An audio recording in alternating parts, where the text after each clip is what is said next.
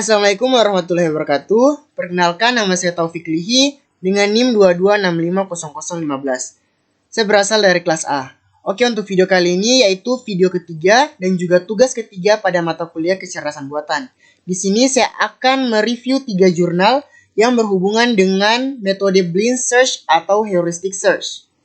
Serta saya akan menjelaskan mengenai poin-poin penting pada jurnal tersebut yang terdiri dari nama jurnal, volume, nomor jurnal, judul, abstrak, pendahuluan, metodologi, hasil dan pembahasan, serta kesimpulan. Dan juga saya akan menjelaskan perbedaan antara 3 jurnal tersebut. Oke, mungkin kita langsung saja pada jurnal yang pertama. Oke, untuk nama jurnalnya itu Jurnal Sistem Informasi. Volume 11, nomor 2, Mei 2022. Yang berjudul Hiperparameter Tuning pada Algoritma Klasifikasi dengan Grid Search. Abstrak. Oke, abstrak. Saat ini algoritma machine learning terus dikembangkan untuk bisa dilakukan optimasi dengan berbagai metode agar menghasilkan model dengan performa terbaik. Salah satu cara optimasi dengan menerapkan tuning hiperparameter. Pendahuluan.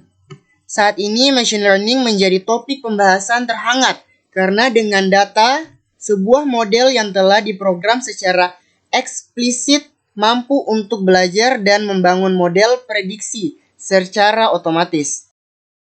Oke, untuk metode penelitian, untuk jurnal ini dia menggunakan metode pengumpulan data dan juga hiperparameter tuning. Selanjutnya hasil dan pembahasan. Hasil dan pembahasan. Eksperimen untuk mencapai hasil dari penelitian ini terdiri dari beberapa tahap, di antaranya data pre-processing, exploratory data analysis atau ADA, data preparation, model fitting atau pengujian beberapa model terhadap hiperparameter, dan evaluasi hasil untuk menentukan hiperparameter terbaik dari seluruh model. Selanjutnya kita lanjut saja pada kesimpulannya.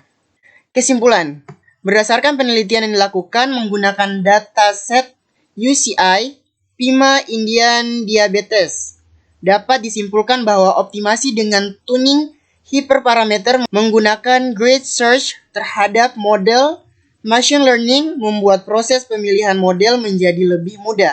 Selanjutnya kita masuk saja pada jurnal yang kedua. Oke, untuk jurnal yang kedua ini, nama jurnalnya itu Jurnal Ilmiah Elektronika dan Komputer, volume 14, nomor 2, Desember 2021. Untuk judul jurnalnya yaitu Pemanfaatan Metode Hill Climbing, mencari lintasan terpendek objek wisata menggunakan sistem informasi. Abstrak. Searching sering digunakan untuk pencarian dalam menghitung lintasan rute terpendek. Metode Hill Climbing merupakan bagian pengujian yang menggunakan fungsi heuristik.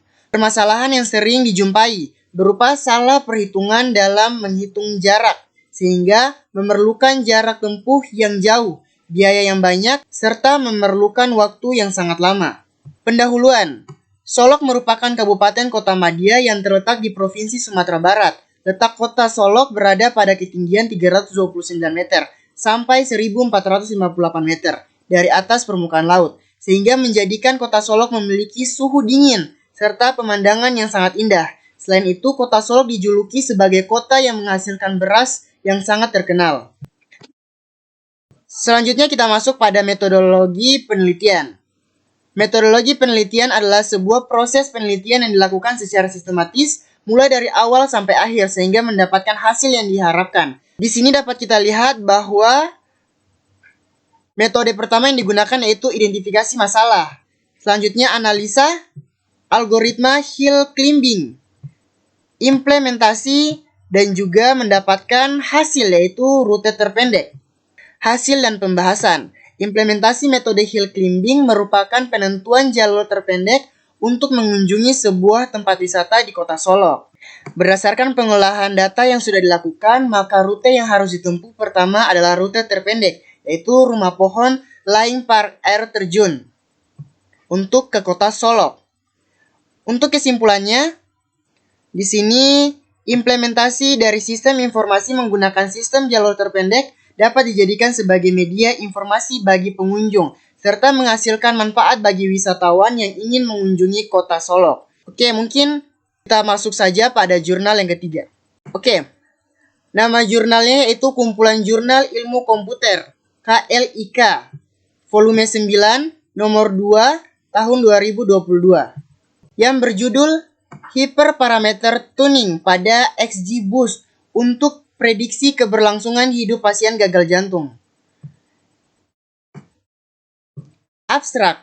Prediksi keberlangsungan hidup pasien gagal jantung telah dilakukan pada penelitian untuk mencari tahu tentang kinerja, akurasi, presisi, dan performa dari model prediksi ataupun metode yang digunakan dalam penelitian dengan menggunakan dataset Heart-Failure Clinical Records. Pendahuluan. Keberlangsungan hidup manusia tidak akan pernah terpisah dari organ-organ yang bekerja secara terus-menerus selama manusia itu masih bernafas. Jantung merupakan bagian organ utama dari tubuh manusia, dikarenakan tugasnya yang sangat penting sebagai alat pompa dan distribusi darah. Metodologi penelitian.